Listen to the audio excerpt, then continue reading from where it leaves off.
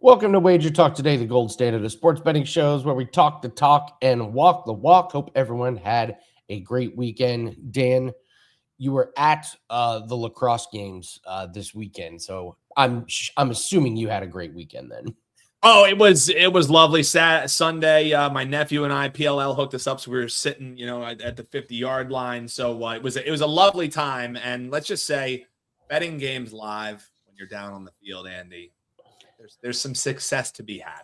And that is all that we will say on that one. But happy to be here with you, man. It's going to be a terrific week of shows here. We got NFL preseason. We got NFL futures. Andy and I give you every day on the show. We have great guests like Gianni the Greek, Bill Krackomberger, and Steve Merril coming on here today, giving you winners. But right now, Andy, we give a winner at the top of the show every day. We try to get a winner for you. And tonight we're going to the Association of the Women's Variety. We're laying points with the Valkyries. WagerTalk Today, play of the day. What do we got, Andy?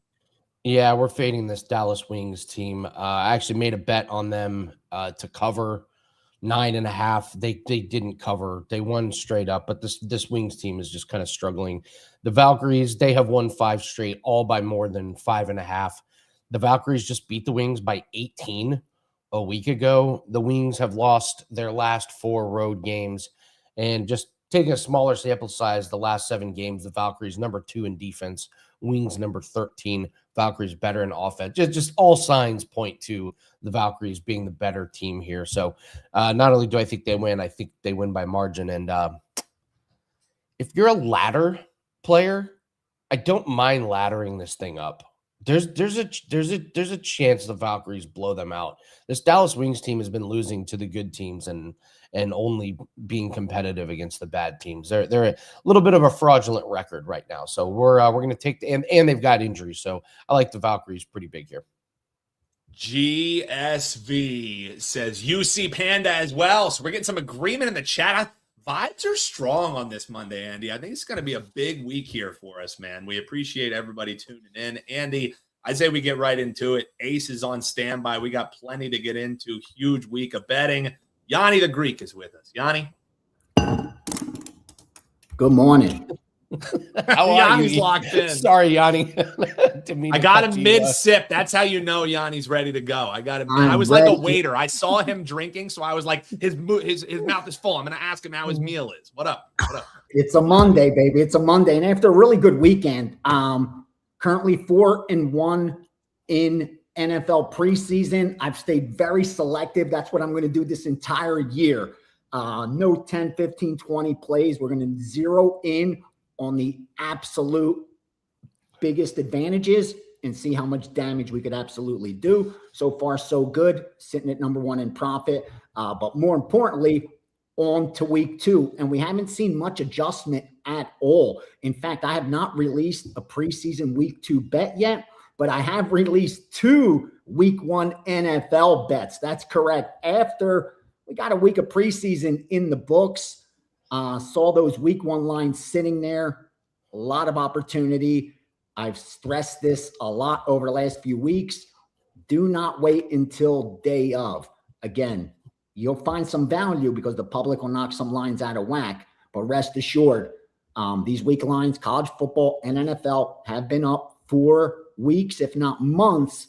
And at that point, there's not going to be all that much value. I've already released 1 college football premium for week 1 college football and 2 NFL premiums for week 1 NFL. Now, great weekend in the UFC. Dogs did exactly what we expected. I don't understand why all these math nerds come out of the woodworks and start yelling stuff at me like I don't know what I'm talking about. When we're talking regression or progression towards the mean, exactly what I said. We're not getting this overnight. That's not how things work.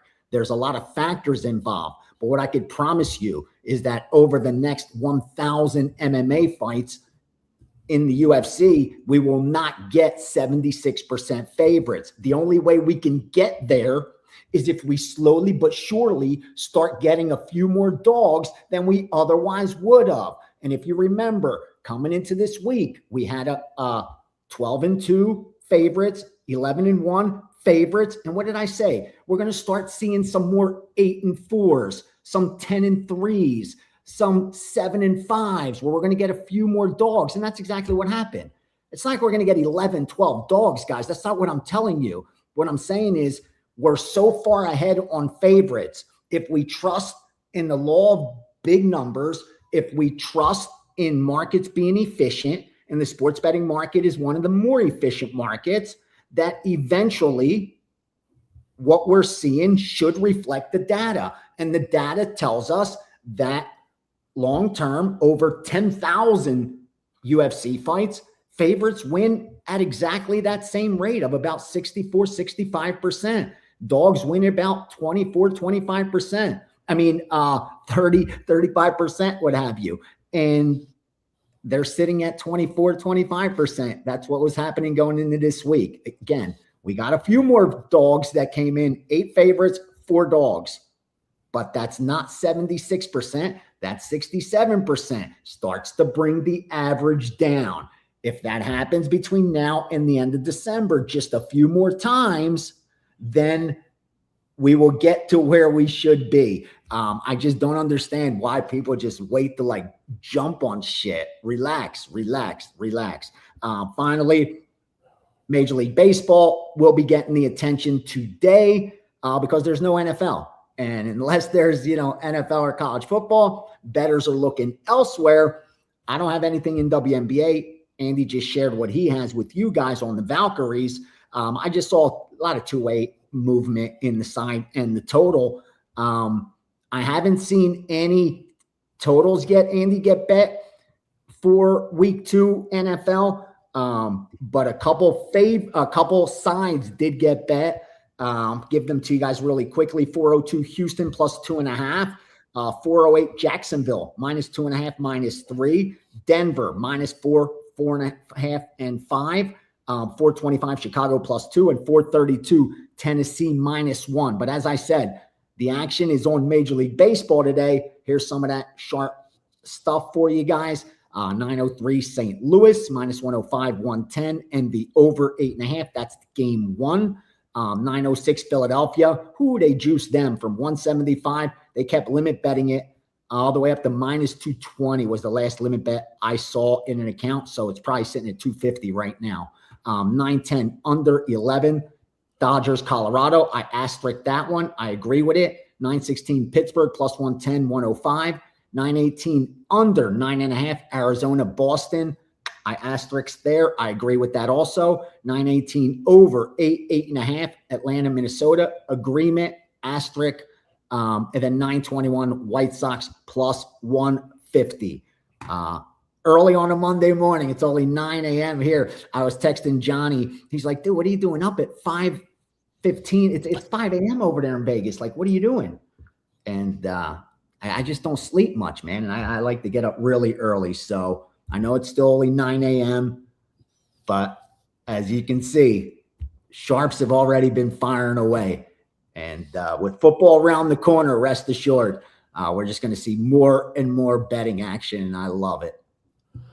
Yeah, this Broncos line is going to make it to 7. It's already 6.5 at DraftKings. That thing that'll be 7. So yeah, if you want to bet the Broncos, you're almost there. So it's a pretty massive move. Gianni, UFC. Listen, Oral By broke my heart and my bankroll. It was the 3rd biggest upset in UFC history. Closing line. And then, did you watch the fights? Yeah, I did. What is going on with Joel Alvarez? What's his deal? His last 2 fights, he's just like, I don't care. It's like he doesn't care. This guy's a killer. He is a killer. I had Chidi. I had Chidi and Chukwani, and believe it or not, I gave Stolfus to subscribers also at plus 525. And I didn't expect to hit either of those.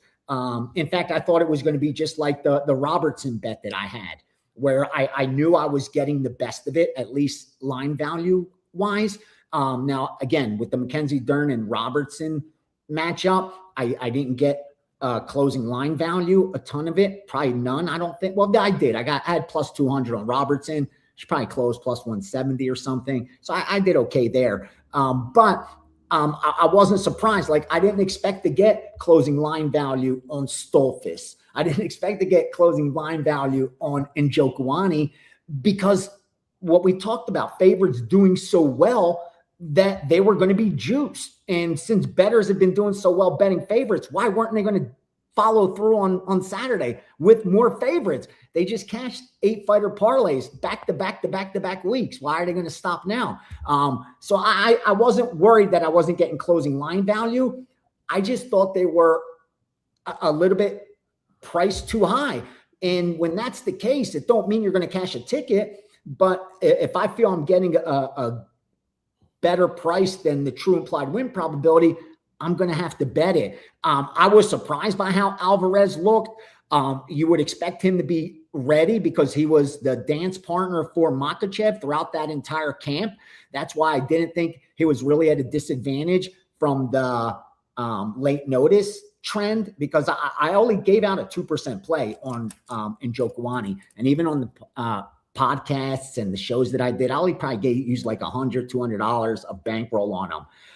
Because of that, I didn't expect them to get it done. Like, I'm placing bets because I think the number's wrong, but I'm not an idiot. I don't expect a plus 525 to cash that often.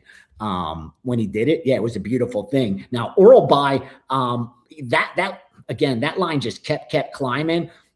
I understood the early money and the movement, why you should be on oral buy, but the bettors that were laying that, adding him in parlays at minus 1,000 made absolutely zero sense to me. Guys, I can't stress this enough. Please, if there's one takeaway from this entire rant, I need you to understand this.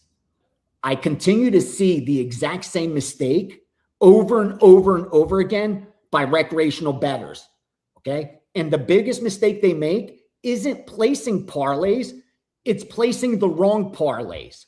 If you're going to parlay, which 99 out of 100 times is going to be a negative EV bet, because we all know when you place a parlay, you have to put all your bets at the exact same time, at the exact same property, and almost never in the history of sports are you going to get the absolute best line for each of your bets at the same exact minute at the same property. That's rare to do. So just from that argument, more times than not, parlays are going to be negative EV, coupled with, if finals results aren't correlated, where's the connection? Why parlay it? But that's not my argument. Here's my argument. What they do is they find comfort in favorites, meaning they tie up 5, 6, 7-fighter parlays with favorites that pay shit. Adding a minus 1,000 to your parlay does nothing for it. All it does is add risk with no return on investment. Meaning, if you have a 6-fighter parlay and you add that minus 1,000, it's not going to increase your return by much. Instead, that one fight has the probability, the opportunity of destroying your whole ticket. Instead, let me throw this out at you. Take an opportunity and maybe parlay a dog or two, because you don't need 7 of them. You hit a nice 2-fighter parlay with both dogs. You hit a 3-team parlay on Sunday NFL, Saturday college football with 3 dogs. It pays really well. You don't need to put minus 900s and 6 of them and go in with the square mentality of they can't lose, they can't lose, they can't lose. That's the biggest mistake I see recreational bettors make. When they're behind, or they're chasing, or they're losing, they get in a panic and they look for certainty. And for whatever reason, they find certainty in chalky favorites and they parlay them. Instead, just look at that card on Saturday. Just put any 2 of those. And I'm not telling you like you're going to get them all the time, like it's going to happen every week. But what I'm saying is, if you parlay 3 minus 400 favorites, what's it going to pay you? But parlay just 2 plus 150 favorites for $100, and all of a sudden it's going to pay you 5-1, over 5-1 by 2 plus 150s. I'm not telling you to go get plus 3,000s or plus 700s, just plus 150s. The break even is 40%. So the market's thinking 60-40 between team A or team B. Add 2 plus 150 parlays and you're getting 150 to your parlay and you're getting more than 5-1. That's the key that I continue to see the mistake. I mean, I continue to see recreational bettors make. Just put 3 plus 150 3 plus 150s pays you 15-1. 15-1 for 3 plus 150s. And instead, you have guys out there looking for minus 900s that aren't going to lose, and they have to hit 13 of them just to get 4-1 on a parlay. It doesn't make sense to me, Andy. It don't make sense. I listen, I openly parlay things. I never do more than 2 legs, though. Smart. I haven't done a 7-legger in a while. Might have to roll the dice this weekend. Let's go back to my roots. I do every weekend. I tie them all up. If I put out 5 plays, I'm going to put them in a parlay. 8 plays, going to put them in a parlay in case I do catch lightning in a bottle and get lucky. But I know going in, it's my lottery ticket. You know what I mean? Yeah. Oh, that's great. That's great. Yeah, I've got a tennis play that's up right now. It's a parlay. Gianni, do you when we're in NFL preseason mode, but there's not NFL preseason on the day, are the markets going to be more attentive to these MLB lines? Like, are these lines going to be sharper, or are they going to be a little bit more square when there's no NFL preseason? No NFL preseason, you're going to get more square because those bettors are still in action. Like, they're back, and schools started. People are back into their routine. So these guys, the recreational bettors, because it's not like back in the day where recreational bettor just maybe bet football. Now they have their 18 sports books in their hands. You don't have to go to Vegas. You don't have to know a bookie.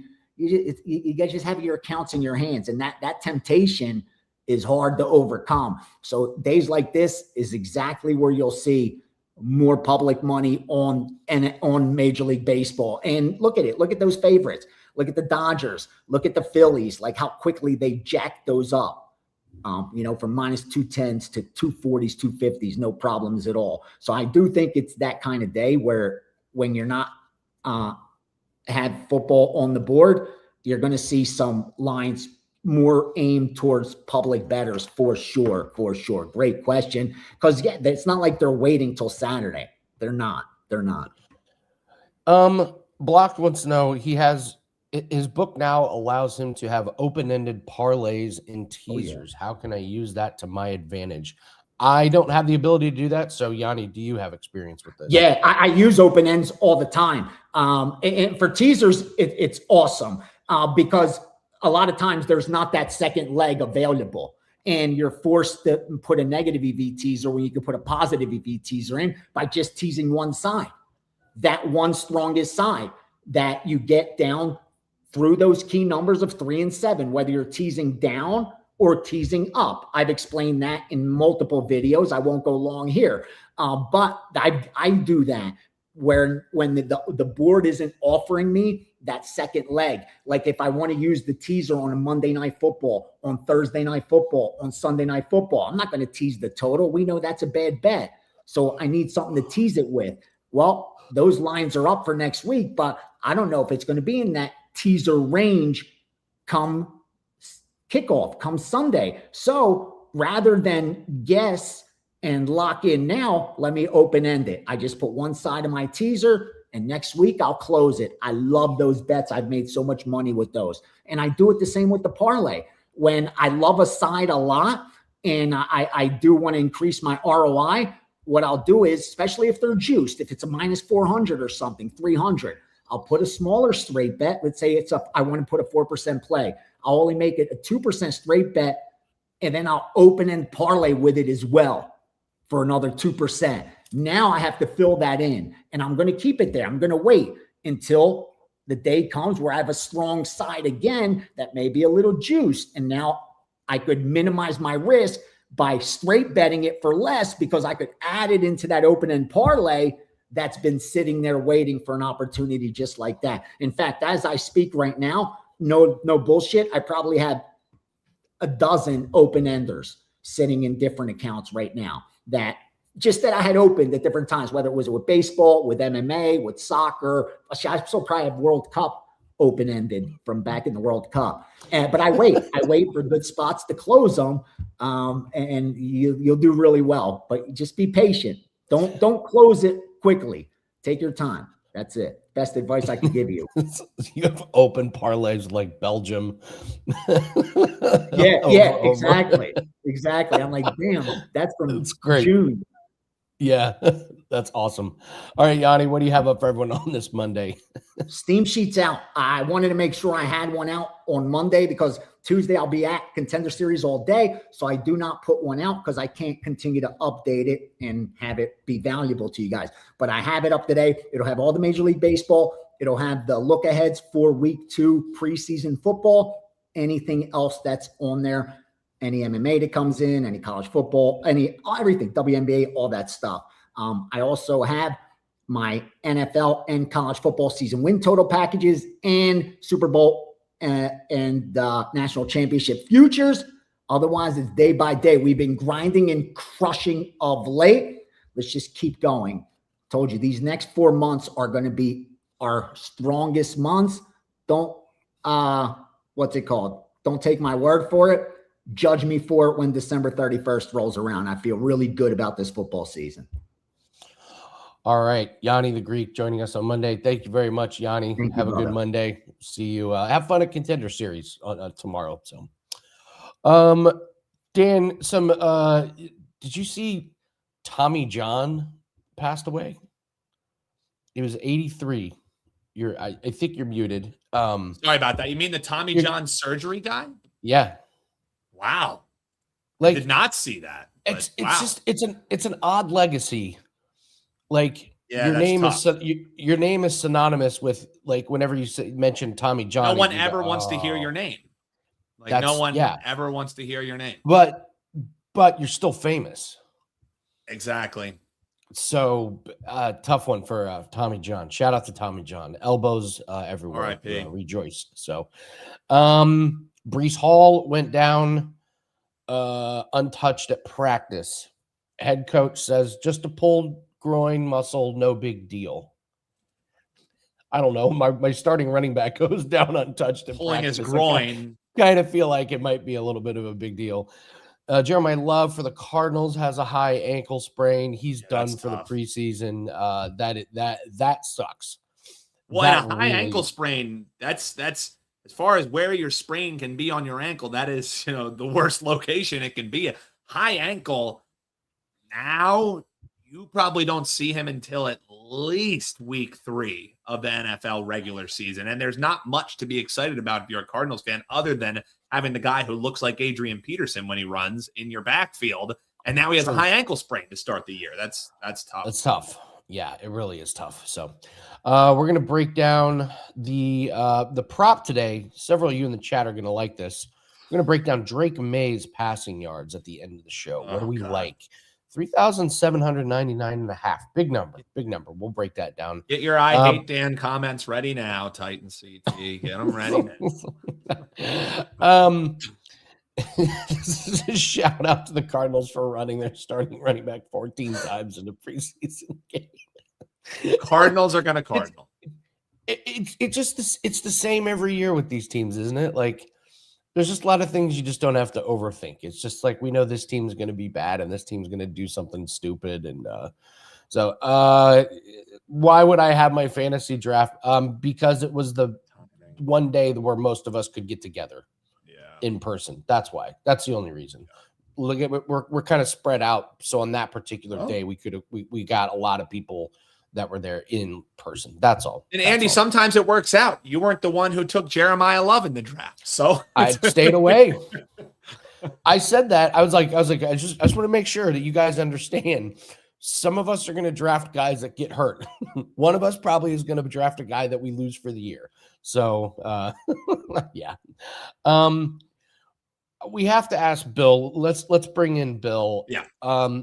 Bill, have you seen the story that has been circulating on social media? The guy who eats Costco samples for all of his meals. He just goes to Costco and eats samples. And when they interviewed him about it, he said so he can have more money for gambling.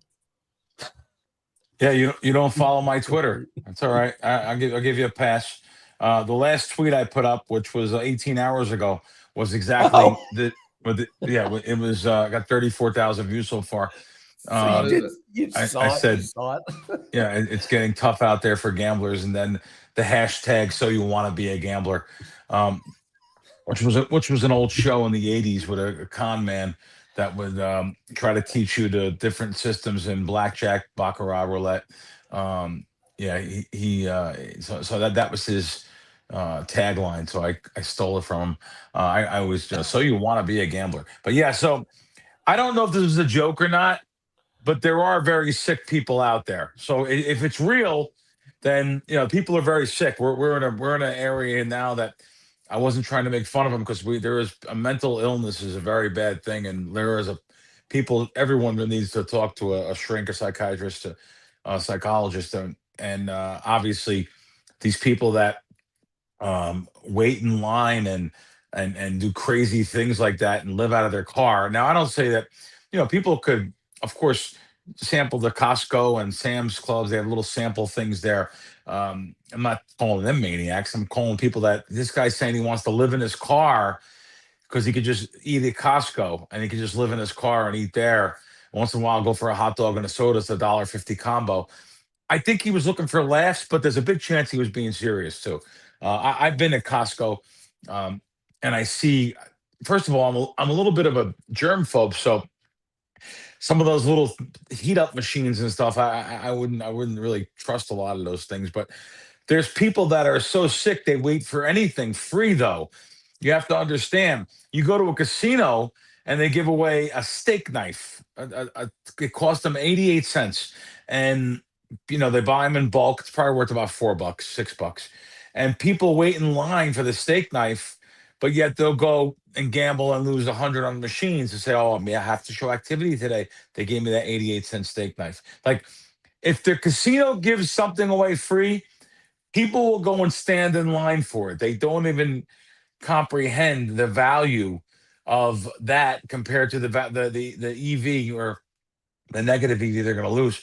But going back to the Costco guys and that guy there, and just seeing this guy say he's saving money and trying to keep all his money for gambling, and he's eating the Costco food and plans to live out of his car, and he goes in and out. And there are people in Costco, I've seen them, that go up 2, 3, 4 times, and they wait for the toaster to get done so that people can give out their thing. And it's just I think it's a lot of waste of time. Now, granted, if you see something that they had there that you wanted to sample, I wish I wouldn't have to buy such a big box of that. I wish I could just taste a little bit. Well, there you go. I have no problem with that at all. But there are people that just take so many things and don't even want them just because they're free. So I think this guy might have been joking. Maybe I shouldn't even have retweeted it, thinking about it more.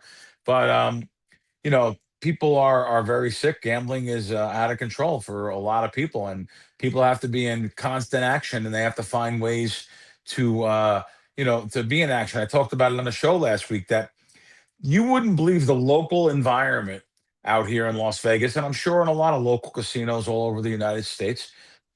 There is an element of people, when they need money, this is unbelievable. When they need money, they need to make money. They say, well, let me go try it in the casino. So you think about that. You have a little bit of money. You're trying to pay a bill, your rent, your mortgage, maybe just an electric bill, a grocery bill, whatever it may be. Yeah, let me see if I can make a little money with this so I can have more to pay more bills.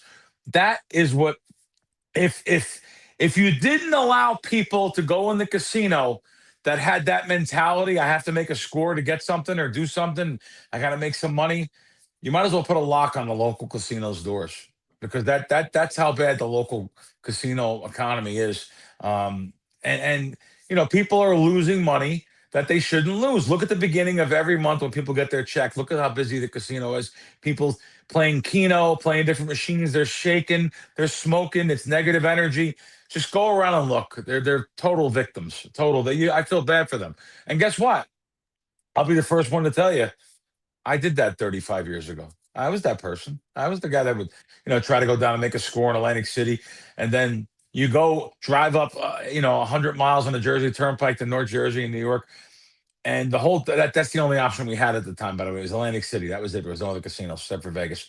So now you would drive up, and the whole way back you would think, that's a nice score. Oh, great, I could do this and do that. Now when you get home and you go to bed, now you can't even sleep because you want to go back and you say, "Oh, that was easy. I got to do that again." It really is. It's a sickness that happens a lot. So yeah, I mean, it is what it is. And I seen that video, and I had to retweet it because I thought it was pretty funny. Guys, what'd you think about it? What'd you think about these? Did you think it was real? I mean, I thought it was real. I did. Here, at you can first. go ahead, Andy. Because I'm sick in the head, I thought, I wonder if I could do that because there's a Costco. There's a Costco about 15 minutes, and I was like, I wonder if I should try it for 3 days. I wonder if I could live off of, because everything's about me. So whenever I see a story, I always think, well, how can I benefit for how does this affect me? Because I'm selfish and an absolute prick. Dan, what did you think?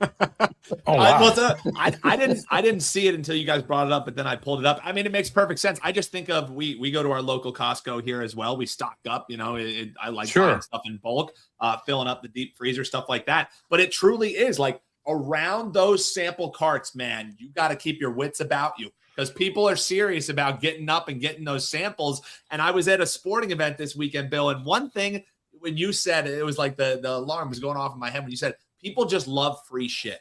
They do. If there is, it could be the most boring sporting event. It could be, just a dozen people there. The second the T-shirt cannon comes out, or the T-shirt toss, they're shooting people all up. lose their fucking mind. They do. They'll knock you over. They'll knock little kids. They'll tumble over little kids. I mean, sick. Yeah. It's free stuff to people. It truly devolves. People turn into animals when you see free stuff. But Bill, we could talk about this kind of stuff all day long. Also want to bring some focus onto what was a great weekend for you, man. A couple bad beats in the NFL, but you still grabbed some client, some profit for clients, and you go up over 10 units last week for folks. So let's just recap a little bit. NFL preseason week 1, we have a free prop coming. We have a couple other things to touch on, but let's just recap what happened over the weekend and the week for you, Bill. It's funny you say what you said. So I hope I can find my assistant said something to me. Okay. No, that wasn't it. Damn it. Anyway, he said something like, like the winners are winning easy and the losers just last second lost or couldn't close. You lost by, you win by a lot, lose by a little. And I said to him, I can't find it now, but I said, well, that's what's supposed to happen. We're supposed to be in everything. I mean, but we had some big wins, and then our losses. Listen, I'm not one to complain too often about bad beats. I know the Bengals, we had -6, and like the end of the game, they were going in something like but we had like teams like the Steelers and Bills. I think we had some big wins, some easy wins. Broncos, we had some really easy wins, and the Jets. He was complaining. Oh, the Jets. Oh yeah, the Jets was a bad. The Jets was so bad. They were winning 10-0. We're getting 1.5. By the way, that line went to -6 out here in Vegas, -6, even -20 here. And I've had multiple people ask me questions on that game. They said, Bill, this game moves so much. Should we buy back? Should we buy back? And I didn't buy back anything. I mean, but when you when you give out something that moves, and these clients know that belong to WagerTalk, you guys all got this move. It lost, by the way, but they're winning 10-0. Up, taking a 1.5. Yes, there were sixes everywhere until about 15 minutes before the game. There was some buyback, close 5.5. So let's just call it a 7-point move. It was more, but let's call it a 7-point move. So when you have a 7-point move in preseason, when you have these totals that are low, 36.5, 37, they're very low totals, which means points are going to be at a premium. Should you buy back? And the answer I gave to the two people that asked me at WagerTalk, two people asked me, I said, listen, If you want to buy back 50% or something like that, but have more on the bad side, the value side. And if you're going to buy back, make sure you have multiple outs. Don't just have one out that you're going to buy back at, because that means you're not getting the best line. I mean, you might by accident because they have it, but if you have multiple outs, sure, you want to buy back 50%. It's preseason. I'm not a hedge guy. Because you're making that second bet. It's negative EV. However, situationally, when you have a move like this, and by the way, a lot of my games here moved 2 and 3 points. That is probably still, if you want to buy back, I don't know, 25 to 50%. I'm not going to, by the way. I'm not buying back. But if you want to buy back, I have no problem with that because of the low totals, the points at a premium. It's preseason football. Almost anything can happen. We're making our bets off information from, obviously, I'm not getting these line moves because everyone's betting them. I'm getting these line moves because of information and maybe a little bit, but you're not going to get 7 points off of just people betting it. This is off of the press conferences, multiple ones. I've seen a couple last week that actually helped me out with the Jet game. I actually laid 2.5 on the Jet game again. I took a 1.5, gave it out to clients at 1.5. I even said pick them is fine. Then when it was 2.5, I bet it again. I seen MGM had 2.5. I bet it there. So it's based on press conferences and a second press conference there about how many the starters, and then also we're going by social media. We're going by the beat writer. There's multiple beat writers, but the beat writer there was following that team. We read that for close to 2 weeks about that. So in camp. So listen, yeah, we had a very good week. I think we're 8-4 altogether, 4-3, I think, in preseason. But I've been saying it all season, guys. You know this. I said, get on with it. Now, let me just tell you something. Weeks 2 and 3 have always been the better weeks. Even last year, I think we won 11 units in weeks 2 and 3. Year before that, I won 14 units for preseason. I think 10 units was week 2 and 3. So preseason, week 2 and 3, much more information out there. Again, you have to have your notifications on. There's no other way to say it. You want to get the best of the line, we're going to send it out to you. You have only a few minutes to get that bet in at that line. I'll even send it out to the WagerTalk guys and say, hey, this line is, +1 or plus whatever it is. And I'll say, listen, take it up to this line. So I know it's going to go through it and that you're still going to have closing line value at the end. So you want to have your notifications on, your emails. And that's something that's very important with Bill Krackomberger's plays. You're getting some of the sharpest syndicate. And I mean, when I say syndicate, I mean sports betting syndicate plays that are out there in the market. I've told you guys already, you should come on for the season. Thank you for the cup. We had a bunch of guys sign up for the season in the past 2 weeks. Get all the preseason, get all the NFL player props, which are starting up, of course, week 1 and week 2. We're going to have player props in the NFL. So look forward to that. It's so important to me, player props. And I'm a guy that bets my own stuff, of course, that I'm actually doing some traveling. And I'm going to be doing some traveling just because someone told me you can get down X amount at a certain place. So I'm going to be doing some traveling, and we're going to see if they're going to take these size bets that I'd like to get down on an NFL player props. I love you're willing to travel just to get the right number. That's a true bettor right there. Yeah, I mean, and this is a guy who bets his own stuff that you can get WT.buzz/crack, man. And we're going to give him a free player prop. You mentioned him in just a second here, but I want the cost of the free player prop, folks, is going to be hit that subscribe button if you haven't already. And why is that?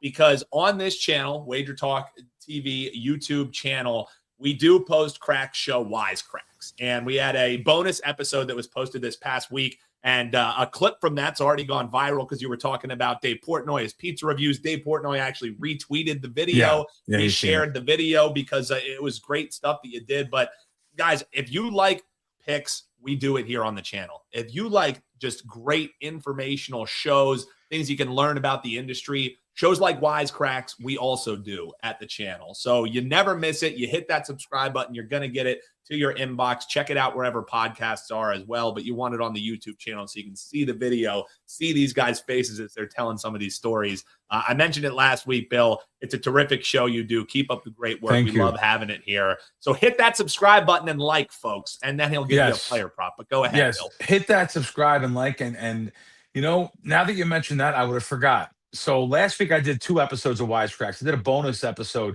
with my buddy Al Scalliot, who owns Dom DeMarco's here in Las Vegas, a very good pizza place. And Al, of course, had Portnoy came out and gave him this highest rating in Las Vegas out of the 6 or 7 pizza places he went to. And Portnoy actually seen the clip, and he put it back out on IG and his socials. So that'll be a guest I would try to get. I would probably get him. I think he would come on with me if he's out in Vegas here, Portnoy. But so not only did I bring on Al Scalliot to talk about some of the things back home, and I'll always consider back home, back east. They're from outside of Philadelphia.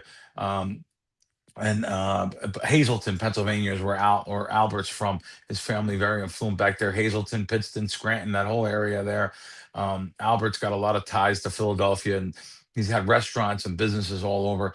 But I also interviewed George Martirano on that show. George's father was, Long John Martirano, Philadelphia mafia guy, and he was in jail for a long time. He got out and had some problems there with a couple of the guys still, and they he's actually murdered on the street.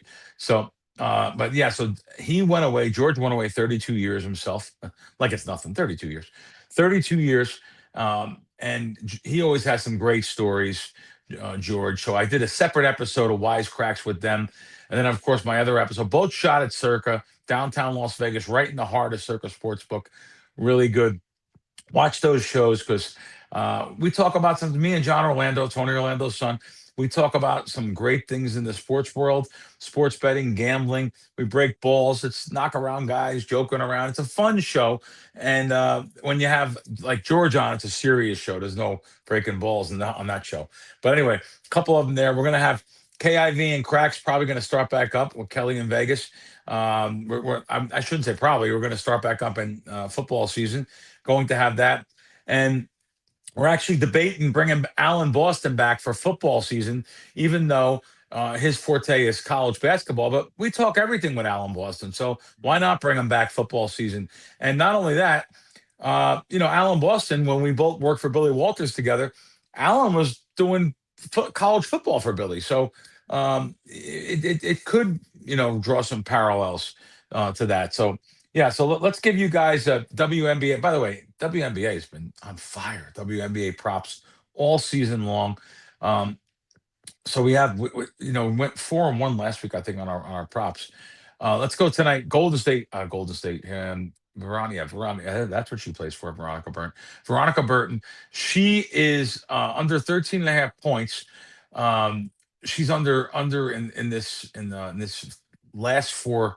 Her last 4 games goes against Dallas, who does a good job shutting down the point guards.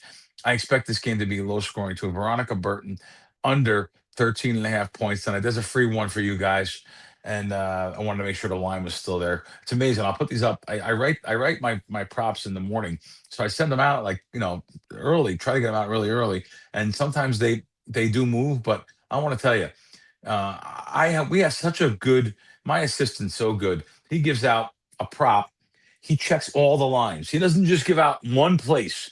And you have to give out an obtainable line. It's bullshit when people say, oh, you can bet this at, DraftKings. Oh, you can bet this at Hard Rock. How about if I don't live in a Hard Rock destination? How about if I don't live in a DraftKings? So we get DraftKings, FanDuel, BetMGM, Caesars. I want to make sure I have the sites that are up there and are in most jurisdictions. And I see here 13.5 minus a quarter is still available. So there you guys go. You have a free prop there. We've been killing the props and look forward to you guys. Again, come on for the season package. Like I said, I've been telling you guys this every week. I'm like a broken record. It's a long-term game. Absolutely. But you're going to have the best of it when you have Bill Krackomberger's picks. So And we look forward to a real good season, like I have every football season with these player props, like I have every season with this preseason football. So good luck, everyone. WT.buzz/Crackman is where you can find it. Big thanks to Bill Krackomberger. And folks, he mentioned he's got the WNBA prop tonight. You want WNBA props, you want his NFL preseason, you want NFL action through December. You can grab the rest of the year, $7.99. No code needed. You can check that out over at Bill's page, WT.buzz/Crackman. Get every play, every sport through the rest of the year. Insane deal that's going away soon. We got a tennis doubles play that is up. I've got a $5 cricket play that's loaded. That'll go live a little bit later today. And we'll have $5. We'll do another contender series play, and we're probably going to have a preseason play. So probably tonight there's going to be 3 $5 Tuesday plays to get up and locked in. So the tennis play is a doubles parlay. That's this afternoon. So it's live now. Probably starts in an hour and a half ish. So good slate of tennis. This is a good tournament over in Cincinnati. It's one of the bigger ones. I have to bring this up. All right. So the preseason rankings for college football have just come out. Number 1, Ohio State. Number 2, Oregon. 3, Georgia. 4, Notre Dame. 5, Texas. 6, Indiana. 7, Miami. 8, Texas A&M. 9, Ole Miss. 10, Oklahoma. 40 votes for Ohio State, number 1, 14 for Oregon, 6 for Notre Dame, 8 for Indiana. Only 8 people got it right. This is, listen. Yes, I went to Indiana, but this is bullshit. How can the defending champs not be number 1? I mean, they graduated their starting quarterback. It should be, it's a respect thing. Whoever won the championship should be ranked number 1 for the first week. And he's disrespected, folks. It's their title. Only 8 people with real integrity.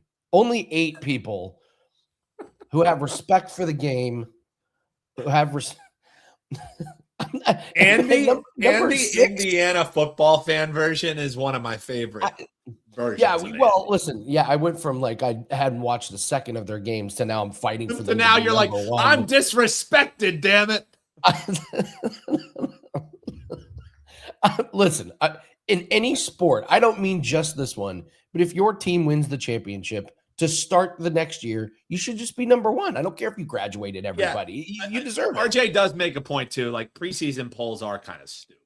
You know what I mean? Absolutely. They're laughable. They're laughable. And this one is even more laughable to not have the defending champ as number 1. It should just be Seth, how do you know we didn't replace him with somebody better? You don't know Fair that. Question. Fair question. What if we upgraded? What if we're better? Yeah. So anyway, all right, let's bring in Steve.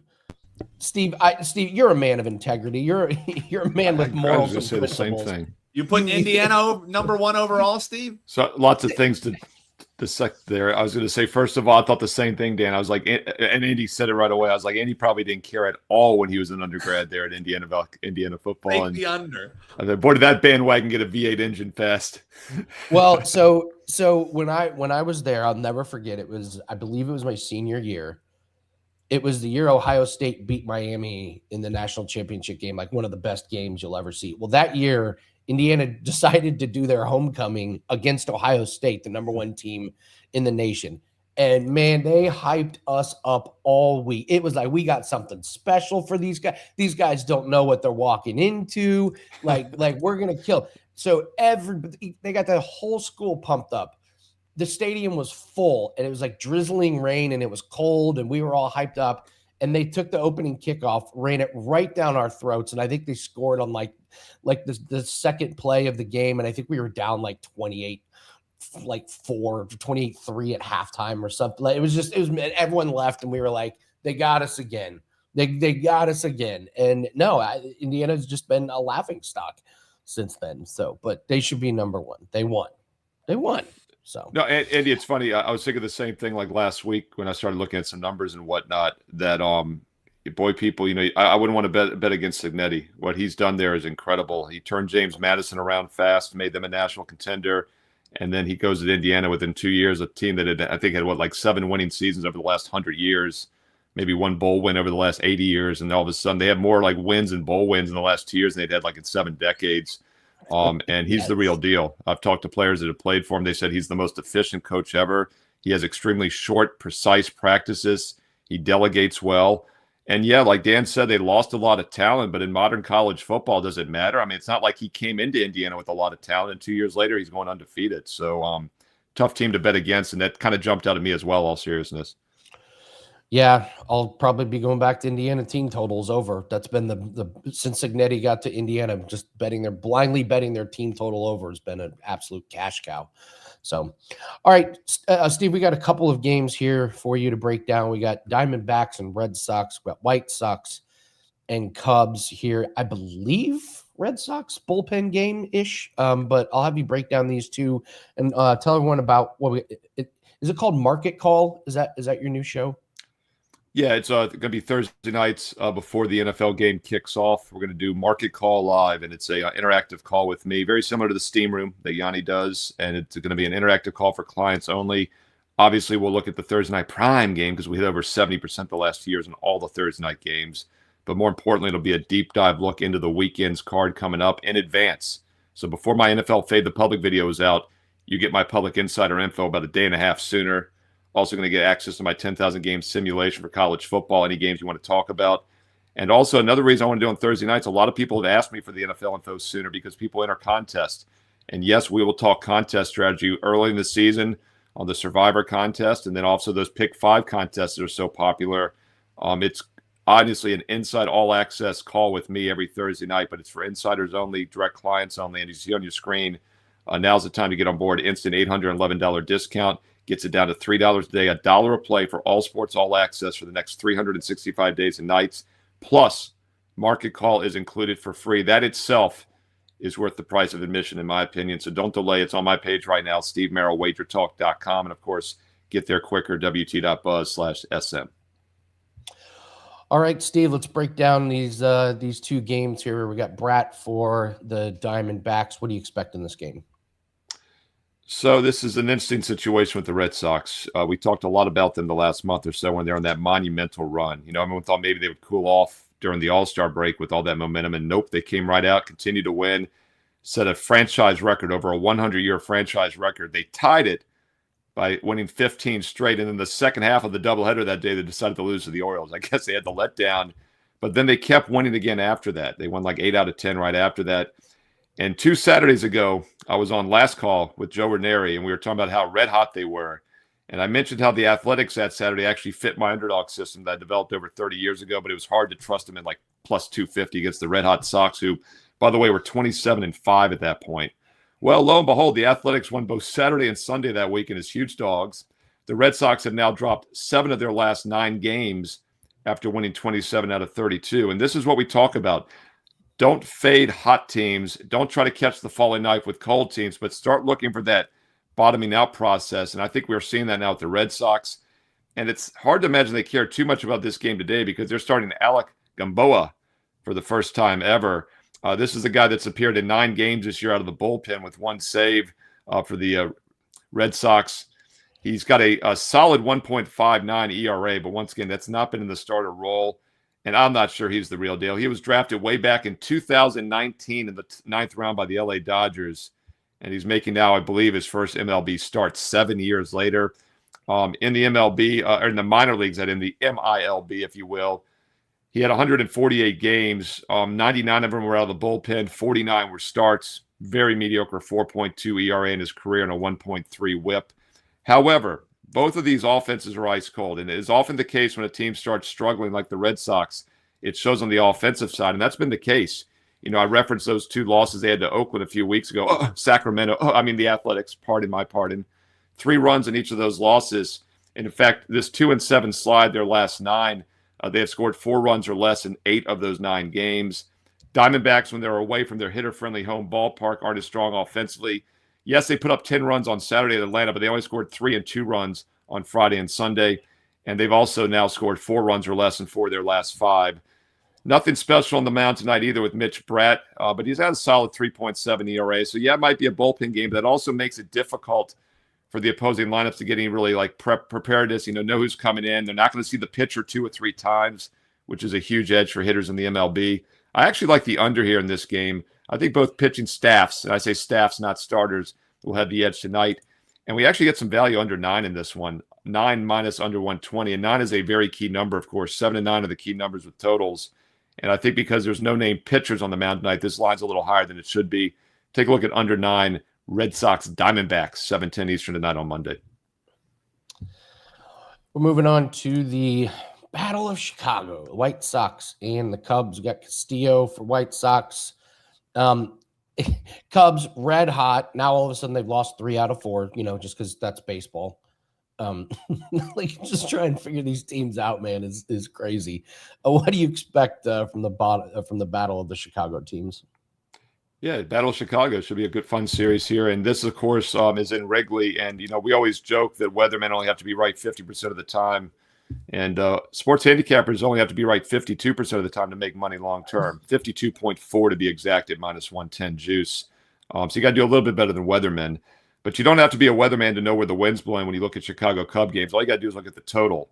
And this one is priced at 8. The over-under is 8. So right away, the wind's blowing in. Of course, I confirm, trust but verify, and I did that. Current weather report has the wind blowing in 10 miles an hour from center field. So this will not be a hitter-friendly Wrigley Field tonight, and that's why it's a low total at 8. Cubbies $1.60 favored here, which on the surface might be a little too pricey because, as you said, this Cubs team has lost 3 of their last 4. And as is often the case, once again, offensive momentum. They've scored 4 runs or less in each of those last 4 games. In fact, they were shut out in one of them. And their win, they actually scored only 3 runs against St. Louis on Friday before dropping both weekend games. Meanwhile, the White Sox in here are in excellent current form. 3-game sweep against the Tigers. Not WagerTalk's home office, Detroit Tigers. They were sellers at the trade deadline. But still a decent team. The White Sox went in and swept them. And they had some nice run scoring. 20 runs scored in those games. And, of course, the 2 games before that against Cincinnati, they put up 13 runs. In fact, if you look over the last 10 games, yes, the White Sox have been just 6 and 4 straight up, but they've been scoring some runs. In fact, they have 5 runs or more, I think, in 7 or 8 of the last 10. They've scored 4 runs or more in 9 of the last 10 games. And we get them as a plus $1.50 underdog. Live dog alert here with the White Sox. And I think they will be motivated against their crosstown big brother in the Cubbies here, this crosstown series. And if you want to take them at plus 145, plus 150, go for it. You can also take them on the run line plus 1.5, minus 150. Obviously, normally in Wrigley, when the wind's blowing out, the run line's not as valuable. But with a low total like 8 tonight, this does have the probability of being a close game. But you can also make a plus 1 run and get it at even money, or maybe like minus 105, minus 110. That might be the best approach, plus 1 run line. And, of course, if you don't have access to a plus 1 run line, you can always create your own. The great late Dave Koken pointed this out years ago on the baseball show. I always thought it was a great point. You take the White Sox with half the unit on plus 150, plus 145, half the unit on plus 1.5, minus 150, and that gets you right around that even money, minus 105 on a hybrid plus 1 run line. So I think the White Sox are a live dog here. And as far as the starting pitching goes, by the way, Castillo's on the mound. He's been mediocre this year. Imanaga. It's all Oz. Shota Imanaga. I can never say his name. Solid season, 3.7, 2.3 his last 7. But once again, I think the offensive momentum is on the side of the White Sox, and they're in bed current form. So a live dog tonight with that Chicago team. And this game, by the way, is at 8:05 Eastern. Yeah, it's crazy. Cubs went from a bet on to a bet against like overnight. It's just like the Red Sox, right? I mean, it's exactly. It was 2 fun games to talk about for that reason because, baseball 162 games, right? So every game is like almost 3/4 of 1% of a season every game. On Saturday and Sunday we had 30 baseball games at least. Maybe we had a doubleheader that I missed. That's 30 baseball games is like over 2 NFL weeks, right? In just 2 days. And in 10 days, you've got a full NFL season of baseball. I mean, it's really crazy when you start doing the math. It's twice as much as the NBA and the NHL. It's the NHL and the NBA seasons combined is a baseball season. So, you really have to pay attention to momentum and current form and, the zigs and the zags. Yeah, it's wild. Baseball season. Baseball season is almost as bad as NASCAR. You know, NASCAR ends in November. You know, NASCAR was in Richmond this week, and I didn't even know till like the night of the race, Andy.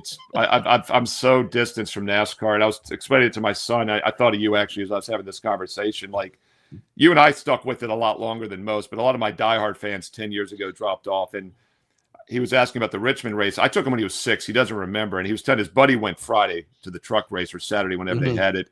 And was talking about the scanners. I was like, man, you love the scanner. You don't even remember. That's why you actually wanted to go back when you were 6. It is. He goes, it seems like it'd get kind of boring. I was like, it does.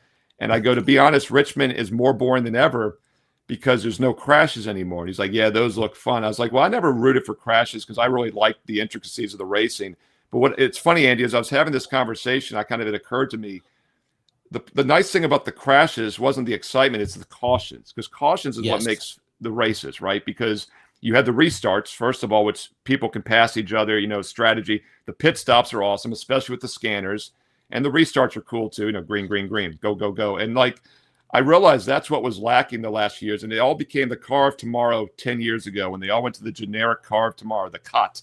And the manufacturers mattered less. And I remember I went to a race, one of the last ones I went to in Richmond before COVID. And I don't think there was a caution the entire 400 laps. And it was the fastest race ever. I'd always go take a cheesesteak break at lap 300, because it gets a little dull. I mean, it's like 20 minutes later, they're like 20 to go. And nobody made a pass in the final 50 laps on a short track. It was just miserable. So I understand now why I'm starting to fade away from NASCAR. Others have. And that's always been why I wasn't a huge fan of Formula One and the Indy, just because it's open wheel. There's no bumping. There's not as much passing. There's no cautions. But yeah, crashes are exciting. But cautions are what make the races exciting for true fans, and that's what's kind of lacking in a lot of these tracks, as with the cookie cutter ovals that we talked a lot about back in the day. Yeah, the new cars, they're tough to. It's just tough to pass. It's just on green flags. It's just really, really hard to pass. So, what do you have up for everybody at Wager Talk? So there's 11 baseball games tonight on Monday, and I'm a low volume guy. I'm very selective, but I've actually got over half the games covered. And here's how: I've got 2 best bets. 2 different games we didn't talk about. I just gave you 2 free plays in the Sox game. I've also got 2 strong client best bets for Monday night. I made a 2-for-1 special. It's buy one, get the second one for just $4. $5 Tuesday -1. Oh, he's upside down. $4 for the extra play. And then I have a bonus free play in the Dodgers and Rockies game. So that's 5 of the 9 baseball games covered. Just gave you 2 free here. Got the Dodgers Rockies up free for everyone, which is just a bit outside from being a best bet. And then 2 strong client best bets with a 2-for-1 special tonight. Check it out, or get the buy 3, get 3s. Get the rest of the year for the 47% discount, or, of course, the 1-year all access for about $1 a play with market call included. All is available on my page, Steve Merril, WagerTalk.com, and get there quicker. Shortcut, wt.buzz/SM. Awesome stuff. Steve Merril on a Monday. Appreciate your breakdown, Steve. Have a good day, brother. Thanks, guys. Yep. All right, let's break down our first NFL future of the week. It's Quarterback Monday. We're going to go with Drake Maye over under 3,799.5 yards passing. Dan, I'll go first here. 2024, he played in 13 games, had 2,276. Last year, he played all 17 games, 4,394. Flew over this total. He ended up with 527 attempts, 350 completions, leading the league in completion percentage and yards per attempt is just really, really impressive. That was a real feather in his cap last year. The Patriots passed for 4,459 yards. They rushed for 2,191 last year. They add A.J. Brown. They have Romeo Doubs, Demario Douglas, if that matters, Hunter Henry. They did draft some O-linemen. The offensive line has got to be the biggest concern on that team, along with the tough schedule. I actually think the tough schedule may help this prop. I think they're going to be in more passing situations in the second half this year than they were last year. I guess Vrabel's we're just going to forget about everything, and there's going to be no punishment. I got to tell you, Dan, I love this over. I love Drake Maye in fantasy football. I like this over. I think he has another really, really good year, and he does a pretty good job of not taking big hits. He did it the first part, but I think he learned his lesson a little bit later. So I like his over. I think he was hurt in the playoffs, but I think regular season bodes well. What do you think? Yeah, I think definitely fair. I think you see what he did last year, the eye-popping numbers that he was able to put up. It's funny because you mentioned, hey, I actually think a tougher schedule will allow him to be in closer games where he's passing. A lot of the Drake Maye success last year, Andy, came in blowouts where it was stat padding. So I know that people are going to hate me saying that, but it's just the absolute truth. They beat up on really bad teams last year, and credit to them. You can only play who's in front of you, and they decimated that competition. But doesn't this make you scratch your head a little bit, Andy? Is a guy who had 4,400 yards last year now gets A.J. Brown. Oh, my God, it's the signing of the year. A.J. Brown is here. We have a number one wide receiver, and this is 700 yards lower than what he was able to amass last year. Or, if you're doing the math, it's obviously less than that. But when I'm just rounding these off, 3,700. So you're looking at 3,799 for him. It's not something that I want to bet under on, Andy, because I do believe that Drake Maye is a good player. I don't think, the whole Drake the schedule May thing is true, but I will say the majority of those stats did come when they were just able to just beat down on really bad defenses. Now, they get to play the Jets 2 times this year. They still have, it'll be a tougher schedule. It's not, oh my God, they're not going to find any wins on the schedule. I'm not crazy bullish on their team as a whole moving forward. I think regression will come for them, but Drake Maye is a good player. I'm just being the devil's advocate point to thinking this is an absolute slam dunk over. I'm with you, Andy. I don't want to bet an under on this one, but I'm not this wouldn't be one if you were putting in as a client play, Andy, that I would be betting with my own money. Let's just say that. Over makes sense. He's a good player, but folks, let's not get carried away with, and I think the number is also telling you something, Andy. If it is, why isn't this just 4,000? You know what I mean? So fair. Slight lean to the under, but you made a strong case for the over, Andy. But a pass for me. And that hurts. That hurts me to take an over on a Patriot. Oh, I know. That's a tough beat for your boy. So tomorrow we'll go over Mike Evans. We'll talk Kenneth Walker. We'll talk the New York Jets. Give us some suggestions for Friday. It can be a player prop future. It could be a team total. Whatever you guys want. Just leave it in the comments section. So, all right, good show. Thanks to all the guests. Appreciate you guys in the chat. You guys crush it as always. Get ready for $5 Tuesday. My plays will be up tonight, so you'll have a cricket play. There's going to be Dana White Contender Series and an NFL preseason play. That'll be up tonight, starting around 7 or 8 o'clock. So grab those, get those bets in, get the best of the number. Appreciate you guys watching. We'll see everyone tomorrow. Good luck on your bets and take care.